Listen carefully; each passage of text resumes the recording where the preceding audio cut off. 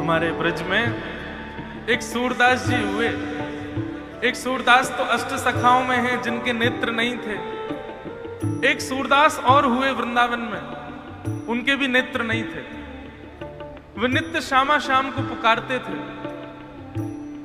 एक दिना उनकी भक्ति से प्रसन्न है कि ठाकुर जी प्रकट है गए और प्रकट है करके बोले, बाबा तुम्हारी भक्ति ते प्रसन्न है कि देखो मैं आ गए हो। बाबा बोले, लाला मैंने तो सो प्रार्थना करी कि अयो तो युगल के संग ही, युगल अइयो अकेले मत अइयो, श्री जी के सहित अइयो। तू अकेलो क्यों आयो लाला? श्री जी को संग क्यों नहीं लायो? बाबा को दिखाई तो देवे ना है।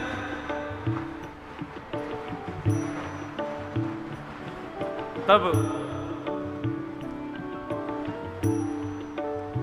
तुम अकेले आए हो, श्री जी को नहीं लाए। ठाकुर जी सोचने लगे कि या बाबा को दिखाई तो देवे ना, या कहा पता हो कि मैं अकेला आया हूं कि नहीं।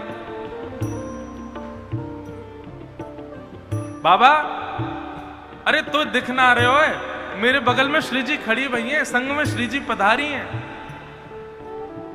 बाबा बोले, मोते झूठ मत बोले, मुझे पता है श्री जी नहीं आई हैं। ठाकुर जी बोले, तुम्हें कैसे पता श्री जी नहीं आई? बोले, क्योंकि लाला जब ते तू आयो अभी तक मैं आंधरो ही हूं। यदि श्री जी संग आई होती ना तो आते ही मुझको नेत्र प्रदान कर देती। वो तो इतनी कृपालु हैं, वो तो इतनी दयालु हैं कि इतनो भी विलंब नहीं करती, इतनो विचार नहीं करती कि या बाबा के नेत्र नहीं है। तू श्री जी को अभी बुला। ठाकुर जी ने श्री जी को स्मरण किया और जैसे ही श्री जी प्रकट भई, प्रकट हेते ही सामने देखो एक आंधरे बाबा बैठे हैं। आते ही बातचीत बाद में सब पहले उनको नेत्र प्रदान कर दिए। नेत्र मिलते ही बाबा ने देखे। बाबा बोले, लाला तू निरंतर श्री जी के संग रहवे, लेकिन फिर वो श्री जी की कृपा को अनुभव नहीं कर पाए हो। हमारी लाडली जी तो इतनी दयालु है, इतनी कृपालु।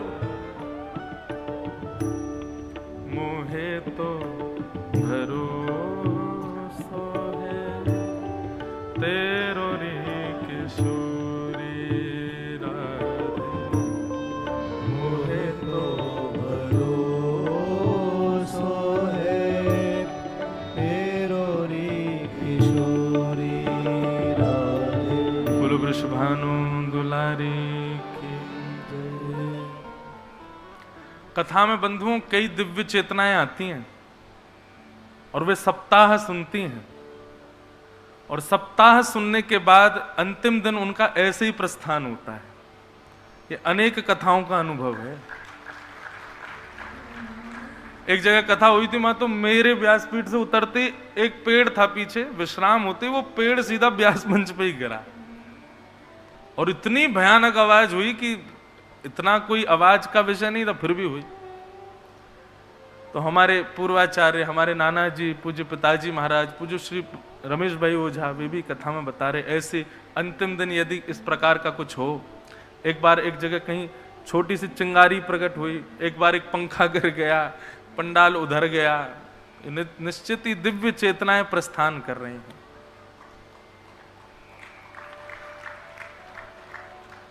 और देखो श्री जी को नाम लेते ही प्रस्थान किया है। अधोगति सदगति को प्राप्त भयो होगो। तो श्री जी के दर्शन भय, कुरुक्षेत्र में सबको मिलन भयो। इस प्रकार कथाक्रम सुनाया। आगे बंधुओं भगवान के परम सखा श्री सुदामा जी की कथा आती है। हम लोग थोड़ा विस्तार से इसको श्रवण करके फिर कथा विश्राम देंगे। कि कृष्णस्यासीत् सखा कश्चित् ब्राह्मणो ब्रह्मवित्तम विरक्त इंद्रियार्थेषु प्रशांतात्मा जितेंद्रिय। श्रीमद् भागवत में दो नाम स्पष्ट नहीं है। एक तो हमारी श्यामा जी को नाम स्पष्ट नहीं है, दूसरा सुदामा जी का नाम स्पष्ट नहीं है। श्रीमद् भागवत जी में सुदामा जी का नाम भी सखा कहकर के कहा। भगवान के एक सखा, भगवान के एक विप्र सखा। सुदामा शब्द का उच्चारण भागवत में नहीं है, शब्द ही नहीं है सुदामा। ये तो रसिक जनों ने नाम रख दिया सुदामा जी का। कैसे नाम रखा? बोले सुदामा जी के गुण देख करके, सुदामा जी का स्वभाव व्यवहार देख करके, इस ब्राह्मण सखा का ये विचार व्यवहार देख करके तब नामकरण किया उनका सुदामा। सुदामा शब्द का अर्थ क्या है? सुंदर दाम का जो अधिपति है उसको सुदामा कहते हैं, सुंदर धन का जो मालिक है उसको सुदामा कहते हैं। सुदामा जी से किसी ने पूछा कि भैया सुदामा जी पे धन तो है नहीं, फिर उनका नाम सुदामा क्यों रखा? बोले सबसे बढ़िया धन जो है, जो खर्च करते जाओ फिर वो खत्म ना हो, ऐसा हरिनाम को जो धन जाके पास है वही है सुदामा। कितनों बांटो कितनों दो फिर भी कभी खत्म ना हो गए, ऐसे धन के जो स्वामी हैं उनका नाम सुदामा। बहुत ध्यान से सुनना कि कृष्णस्यासीत् सखा कश्चित् ब्राह्मणो ब्रह्मवित्तमः विरक्त इंद्रियार्थेषु प्रशांतात्मा जितेंद्रिय। सदा बंधुओं ठाकुर जी के दास सखा यही बनवे को विचार करो। भक्त बनने का भी विचार नहीं, भक्त में भी एक संबंध होना चाहिए ठाकुर जी के प्रति, या तो दास का हो, सेवक का हो, नहीं तो सखा का हो। नवदा भक्ति में 9 भक्ति के प्रकार बताए गए। श्रवणम कीर्तनम विष्णु स्मरणम पाद सेवनम अर्चनम वंदनम दास्यम सख्य आत्मनिवेदनम। इन नवदा भक्ति में सब भक्ति आपके हाथ में है, बस 2 भक्ति ठाकुर जी के हाथ में है। नवदा भक्ति में प्रत्येक भक्ति आपके क्रिया से संभव है, पर 2 भक्ति तब तक नहीं मिलेंगी जब तक ठाकुर जी की इच्छा नहीं होगी। पहली पाद सेवनम चरण सेवा, और दूसरी सख्य। ये सख्य भाव जब तक ठाकुर जी का आपके प्रति नहीं होगा ना, आप कितना भी उनको सखा बोलते रहो, सखा मानेंगे नहीं वो। और ठाकुर जी मित्र नहीं बनाते, सखा ही बनाते। सखा को मतलब क्या है? संग खावे, संग रहवे, संग सोवे, संग ही सब लीला करे, वो सखा। और मित्र कौन? जो कभी कभी मिले, काम पड़वे पे मिले, वो मित्र है। ठाकुर जी सखा बनाते हैं। सखा ठाकुर जी हमको बनाए, उसके लिए अपने अंदर ये 3 लक्षण लाने हैं जो सुदामा जी के भीतर है। मैं हर कथा में इस बात का प्रकाश करता हूं, क्योंकि आजकल के युवाओं का, आजकल के लोगों का ठाकुर जी के प्रति सख्य भाव होता है, परंतु सख्य भाव को आप पुष्ट तब तक नहीं कर पाओगे जब तक ठाकुर जी नहीं चाहेंगे। जब तक ये लक्षण नहीं होंगे तब तक सखा नहीं। आप किसी को ऐसे थोड़ी मित्र बना लेते हो। कहीं पर आपकी कुछ चीजें मिल जाएं, उसका कोई स्वभाव, उसका व्यवहार आपको भा जाए, तब आपका मन होता है इसको सखा बनाओ। ऐसे ये 3 लक्षण सदा याद रखिएगा। ऐश्वर्य की इच्छा रखने वाला कभी भगवान का सखा नहीं बन सकता। मान प्रतिष्ठा की इच्छा रखने वाला व्यक्ति कभी भगवत सखा नहीं बन सकता। एक यश की भावना जिसके चित्त में सदा रहती है, क्योंकि कई लोग ठाकुर जी को सखा बनाते ही इसलिए ताकि सब जगह प्रचार हो कि मैं उनका सखा हूं। नहीं, सुदामा जी के प्रसंग में आता है कि सुदामा जी ने कभी अपनी पत्नी को भी नहीं बताया कि श्री कृष्ण मेरे सखा हैं। क्यों नहीं बताते थे? क्योंकि प्रेम का स्वरूप है, उसको जितना गोपनीय रखोगे ना उतना ज्यादा बढ़ता है। प्रेम का जितना ज्यादा आप व्याख्यान कर दोगे, प्रचार कर दोगे, ढंडोरा पीट दोगे, उतनी जल्दी प्रेम खत्म हो जाएगा। इसलिए प्रेम का स्वरूप, संबंधों का स्वरूप सदैव गोपनीय रखिए। दूसरी बात, सुदामा जी के मन में यह भाव आता है कि मेरी दीनता, मेरी अवस्था, मेरी विचलितता देख करके कोई मेरे सखा पर प्रश्न चिन्ह ना उठाए। ये कैसा सखा? बता, जगत नियंता जगदाधार इसके सखा और उस पर ही कृपा नहीं कर रहे, तो कहीं ठाकुर जी की ब्रह्म तत्व पर कोई प्रश्न चिन्ह ना उठाए, इसलिए सुदामा जी किसी को नहीं बताते कि मेरे वो सखा हैं।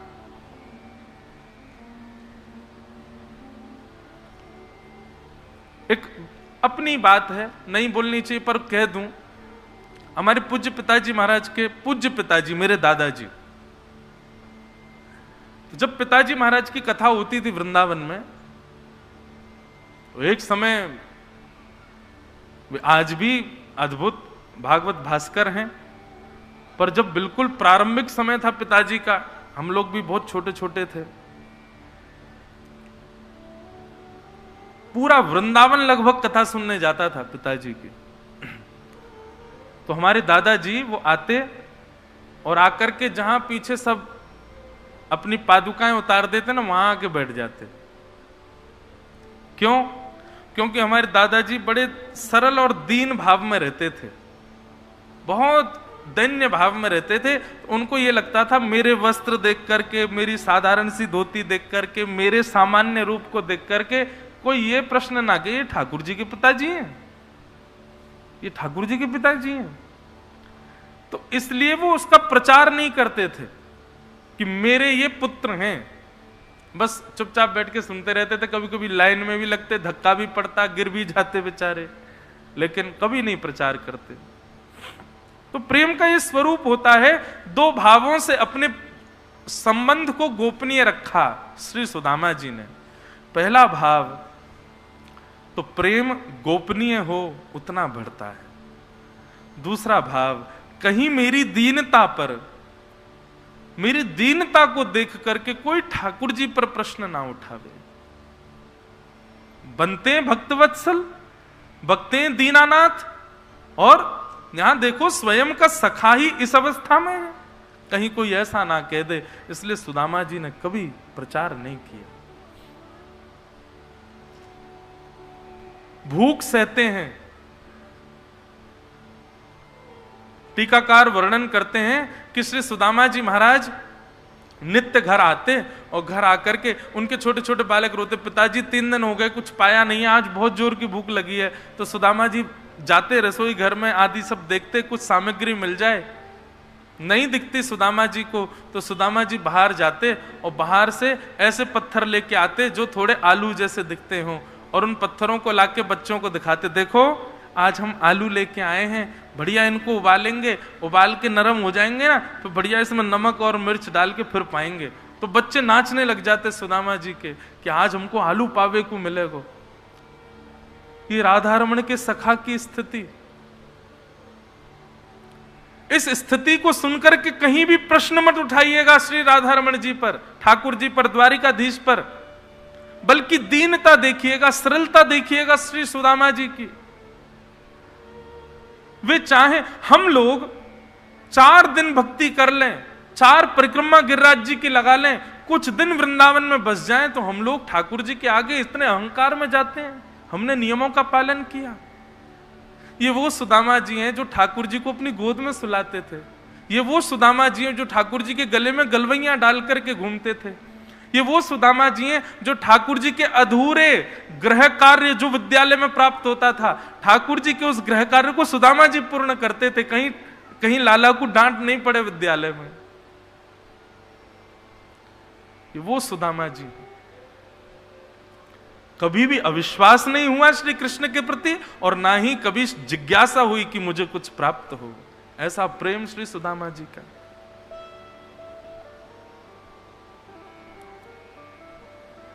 आलू जैसे दिखने वाले उन पत्थरों को रख देते पतीले में जल भर के, और बच्चों से कहते देखो आलू पक रहे हैं, अब जब तक ये उबलेंगे, जब तक नरम होंगे, तब तक क्या करोगे? बोले क्या करें पिताजी? बोले आओ गोद में सर रखो, थोड़ी देर कृष्ण लीला सुनो, उसके बाद फिर हम लोग पाएंगे। कृष्ण लीला सुनाते सुनाते सुनाते सुनाते ऐसी मधुर वाणी में सुनाते श्री सुदामा जी कि सुनते सुनते थक हार के बालक सो जाते। और सुदामा जी बालकों को व्यवस्थित करके पतीले से उन आलूओं को वो पत्थरों को रख देते, जल को बाहर फेंक आते, एक कोने में बैठ करके ठाकुर जी का बड़ा अनुग्रह करते। बड़ी कृपा ठाकुर जी, आपका बड़ा अनुग्रह। सुशीला आकर के कहती, किस अनुग्रह की आप धन्यवाद करते हो ठाकुर जी को? हम लोग भूखे रहते हैं, हमारे पास अन्न नहीं होता, 4-4 दिन तक बालक हमारे भूखे प्यासे सोते हैं, और आप नित्य अनुग्रह करते हो ठाकुर जी का, नित्य धन्यवाद। किस बात का धन्यवाद करते हो आप? सुदामा जी कहते, अरे सुशीला, शास्त्रन में वर्णन है, जादना व्यक्ति निराहार होकर के एकादशी व्रत करे ना, बाकी के महीना के हर दिना में मानव ठाकुर जी को याद करे, लेकिन जादना निराहार है कि एकादशी को व्रत करे, वादना ठाकुर जी व वैष्णव को याद करें। पर मैं और तू कितने भाग्यशाली, दुनिया के लोग तो महीना में 2 बार एकादशी करें, पर मेरी तेरी तो हफ्ता हफ्ता भर की एकादशी, मतलब 1 हफ्ता तक ठाकुर जी हमको निराहार रख करके हमको स्मरण करें, हमारा स्मरण करें, श्री ठाकुर जी हमको याद करें। बंधुओं, ये वैष्णव का स्वरूप होता है, भगवत भक्त का स्वरूप होता है। वो अपने जीवन में घटने वाली प्रत्येक घटनाओं को सकारात्मक रूप से देख करके भगवत संबंधी बना देता है, कभी उसकी शिकायत ठाकुर जी से नहीं करता। जो भी हो रहा है सब लाल जी की कृपा है, इसमें कोई भलाई ही होगी, ऐसा भाव जान करके अपनी प्रत्येक स्थिति को स्वीकार करता है। यह वैष्णव का लक्षण है। सुदामा जी की इस दीन अवस्था को देख द्वारिकाधीश तो सब जानते हैं, बस द्वारिकाधीश प्रतीक्षा कर रहे थे कि सुदामा कभी कह दे, प्रचार करे कि श्री कृष्ण मेरे सखा हैं। पर ठाकुर जी ने देखा कि आज तक सुदामा ने कभी प्रचार नहीं किया, तो भगवान एक भिक्षुक का भेष धारण करके, द्वारिकाधीश एक भिक्षुक का भेष धारण करके सुदामा जी की नगरी में घूम रहे थे, और भ्रमण करते करते सुदामा जी के द्वार पर पहुंच गए, और सुदामा जी के द्वार पर जाकर के भिक्षाम देही माते भिक्षाम देही, द्वारिकाधीश कह रहे हैं। सुशीला अंदर से निकल करके आई, हाथ जोड़ करके बोली, महाराज मेरे घर में अपवित्रता है, सूतक सोवर के दिन चल रहे हैं, सूतक के दिन चल रहे हैं, अभी मेरे घर का अन्न आपके योग्य नहीं है, तो कृपा करके आप कहीं और से अपनी सामग्री ले लो। भगवान भिक्षुक के रूप में गए थे, सुशीला से कहने लगे, अरे तुम्हारे घर सूतक? अरे किस लिए? किसी बालक ने जन्म लिया है? किस लिए तुम्हारे यहां सूतक सोवर है?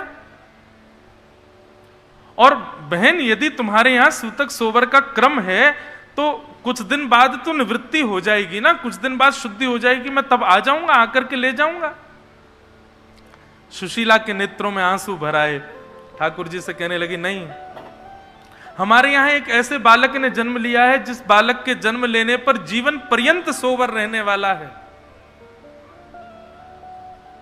और उस बालक का नाम है निर्धनता। उस बालक का जन्म हमारे घर में हुआ है, और जब से इस बालक का जन्म हुआ है, जीवन पर्यंत जब तक मेरे और मेरे पतिदेव के प्राण नहीं चले जाएंगे तब तक सोवर ही रहने वाला है हमारे घर में। हमारे घर की कोई भी सामग्री किसी के योग्य नहीं है, कृपा करके आप प्रस्थान करो। भिक्षुक भेष में खड़े ठाकुर जी बोले, अरे ये किस घर की बात सुन रहा हूं मैं? उस घर की बात सुन रहा हूं जिस घर के मुखिया के मित्र साक्षात द्वारिकाधीश हैं, साक्षात सोने की नगरी के राजा। वे द्वारिकाधीश जिसके मित्र हैं, उसके घर में भला ये निर्धनता कैसे रह सकती है? सुशीला बोली, आपको किसी ने गलत जानकारी दी है, मेरे पतिदेव के कोई मित्र नहीं है द्वारिकाधीश। भिक्षुक भेष में ठाकुर जी बोले, देवी तुमसे छुपाया गया है ये भाव, पर वास्तविकता यही है, तुम्हारे पतिदेव के साक्षात मित्र हैं द्वारिकाधीश। और यदि विश्वास नहीं होता तो जब तुम्हारे पतिदेव ध्यानस्थ बैठे हो तो जाकर के उनसे पूछ लेना द्वारिकाधीश से तुम्हारा क्या संबंध है। यदि वो विचलित हो जाएं तो समझ जाना कि उनके मित्र हैं द्वारिकाधीश। ऐसा कहकर के भिक्षुक तो चला गया। सुशीला भीतर गई, सुदामा जी ध्यानस्थ बैठे थे। सुशीला ने सामने जाकर के कहा, सुनिए मुझे आपसे कुछ बात करनी है। सुदामा जी बोले, हाँ बोलो। द्वारिकाधीश से आपका क्या संबंध है? ये बात सुनते ही सुदामा जी की जीभ लड़खड़ाने लगी और नेत्र उठा करके ऐसे सक पका के उन्होंने अपनी पत्नी को देखा। बोले, नहीं तो कोई भी नहीं, कुछ भी नहीं। किसने कहा? वो परमात्मा है, मैं जीवात्मा हूं, बस यही संबंध है। बोले, सच बताइए आपका क्या संबंध है? आपको अपने बालकों की सौगंध है। आपकी विचलितता और आपकी जीव का लड़खड़ाना मुझे बताता है कि आपका कोई तो संबंध है उनसे।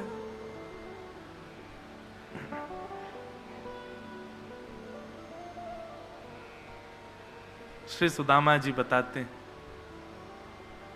सुशीला, बाल्यकाल में जब हम गुरुकुल पढ़ने के लिए सांदीपनी गुरुकुल गए थे, वहां एक नन्हा सा सांवला सा बालक था। उस बालक की रूप की कांति जब मैंने प्रथम बार देखी, तब से ही मुझे उससे प्रेम हो गया था। बड़ा चंचल, परंतु तन की कोमलता ऐसी कि बार बार मन करे कि इसका स्पर्श कर लें। उसके तन से एक अद्भुत सुगंधी आती थी, परंतु ऐसा चंचल बालक सायंकालीन होते ही गुरुकुल के कोने में विचलित होकर के बैठता था और वृंदावन को याद करता था। उस बालक का नाम है श्री कृष्ण। तब उसके हृदय को शांति पहुंचाने के लिए मैं उसको ब्रज लीलाएं सुनाता था, वृंदावन की लीलाएं सुनाता था। मेरे गोद में सर रख करके वो बालक सो जाता था। वही मेरा मित्र श्री कृष्ण है। गुरुकुल में हमारी मित्रता हुई। उसके अधूरे कामों को मैं पूर्ण करता था। उसके द्वारा कोई गलती हो जाती तो मैं उनको छुपाता था, कहीं गुरुदेव उसको दंड ना दे दें। ऐसा मेरा प्रिय मित्र, प्रिय सखा है श्री कृष्ण। परंतु आज ये जो स्थिति मेरी है, ये मेरा प्रारब्ध है। मैं इस प्रारब्ध के लिए किसको कोसूं? कहीं तुम या फिर कोई और व्यक्ति मुझसे जिज्ञासा ना करे कि जाओ द्वारिकाधीश से कुछ मांग करके लाओ। इसलिए मैं कभी इस बात का प्रकाश नहीं करता कि वो मेरे सखा है। देवी, मेरी तुमसे प्रार्थना करता हूं, आज मैंने प्रकाश तो किया है इस भाव का, लेकिन फिर भी मुझसे जिज्ञासा मत करना कि मैं द्वारिकाधीश से कुछ मांगने जाऊं। मेरे सखत्व को इतना ही रहने दो कि मैं उनसे प्रेम करूं। बंधुओं, ये द्वारिका नगरी जो सोने की है ना, ये सुदामा जी की भेंट है द्वारिकाधीश को। प्रसंग में कथा में सुनाता हूं कि भृगु ऋषि को भिक्षा देने से गुरुकुल में मना कर दिया गया। तब भृगु ऋषि ने दूर जाकर के अपनी दिव्य दृष्टि से देखा कि अंदर रसोई में 2 पोटलियां चने की रखी हैं, जो कि गुरु मां ने सुदामा और कृष्ण के लिए रखी हैं। अच्छा, एक ऋषि को देने से इनकार कर दिया बालकों को देने के लिए। मां, मैं श्राप देता हूं, जिन बालों के ममत्व में आकर के तुमने ये पोटलियां मुझे नहीं दी है ना, इन पोटलियों को जो खाएगा वो निर्धन हो जाएगा, लक्ष्मीहीन हो जाएगा, श्रीहीन हो जाएगा। और जब भृगु ऋषि ये श्राप दे रहे थे, तब नन्हे से सुदामा जी, छोटे से सुदामा जी वहीं एक झाड़ी के पीछे बैठ करके तुलसी तोड़ रहे थे। सुदामा जी ने जैसे ही सुना कि उन चनों को खाने वाला श्रीहीन हो जाएगा, नेत्र सजल हो गए। बोले, वो चने तो मैया ने मेरे और कृष्ण के लिए रखे हैं कि हम वन में जाएंगे तो जाकर के पालेंगे। मन में विचार करके सुदामा जी कहते हैं, आज अपने लाला को, आज अपने सखा को, मित्रता को उपहार देवे को समय आयो है। मैं जीवन भर श्रीहीन रह लूंगो, मेरो परिवार श्रीहीन रह लेगो, मेरो परिवार लक्ष्मी विहीन है लेगो। लक्ष्मी विहीन हैवे के बाद जो जो कष्ट हो मैं सब हम सह लेंगे, लेकिन हमारो लाला कभी दुखी ना रहे। और जब वन में गए कृष्ण सुदामा, वैसे तो चतुर नहीं होता भक्त, लेकिन जहां ठाकुर जी को सुख देने का भाव आए वहां चतुराई दिखाता है भक्त भी। श्री सुदामा जी ठाकुर जी से उन चनों की पोटलियों को मांगते हैं और ठाकुर जी से कहते हैं, ए लाला तू खारी हाथ चल लो, ले ये सुंदर सुंदर ये मैंने लकड़ी तोड़ी है, इनको तू लेके चल और ये चना की पोटली मुझे दे दे, कहीं गेर देगो। ठाकुर जी लकड़ियों की पोटली लेके चलने लगे और सुदामा जी ने वो चने अपने हाथ में ले लिए। समय पाकर के एक वृक्ष देखा, दौड़ करके सुदामा जी वृक्ष के ऊपर चढ़ गए। ठाकुर जी जब तक ऊपर आते तब तक सुदामा जी ने एक एक चना अपने मुख में भर लिया। ठाकुर जी बोले, अरे सुदामा रुक जा, बा में मेरे चना हुए, मेरे हक के चना भी हैं, मैया ने तेरे मेरे दोनों उनके काजे दिए, तू अकेलो मत खा जाइयो। सुदामा जी के नेत्रंते आंसू निकल रहे हैं और प्रत्येक चने का भाव लेकर के सुदामा जी एक ही आशीष दे रहे हैं, लाला तू सदा प्रसन्न रहियो, लाला तू सदा सुखी रहियो, लाला तू सदा आनंद में रहियो, तो को कभी कोई कष्ट ना हो लाला, मेरे बट को भी जो सुख है ना वो भी तेरे जीवन में आ जाए लाला, तू सदा प्रसन्न रहिए।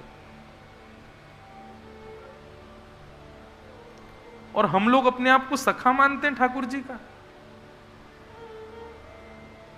एक रात्रि का हमसे सुख छीन लिया जाए ना, क्रोध में भर करके ठाकुर जी को सुनाने लग जाते हैं। अपनी अनुकूल अवस्थाओं के विपरीत यदि कोई घटना हमारे जीवन में घट जाए तो सबसे पहले अविश्वास ठाकुर जी के प्रति करते हैं। और यहां सुदामा जी, उन्होंने अपना संपूर्ण जीवन, और केवल अपना ही नहीं, अपने से संबंध रखने वाली अपनी पत्नी, अपने से संबंध रखने वाले फूल जैसे कोमल बालकों का जीवन भी न्योछावर कर दिया कि हमारो द्वारिकाधीश प्रसन्न रहे, हमारो लाला सुखी रहे, हमारो सखा प्रसन्न रहे। इसलिए मैं कहता हूं नवदा भक्ति में सख्य भक्ति हमारे अधिकार का विषय नहीं है बंधुओं, और इससे दूर ही रहें तो अच्छा है, हम नहीं कर सकते। ठाकुर जी के चित्त में एक क्षण के लिए तो भाव आया, सुदामा मेरे बट के चना खा गए हो, लेकिन वास्तव में सुदामा जी ने श्रीहीनता को अपनाया और अपने बट की जो लक्ष्मी थी वह भी ठाकुर जी को दे दी।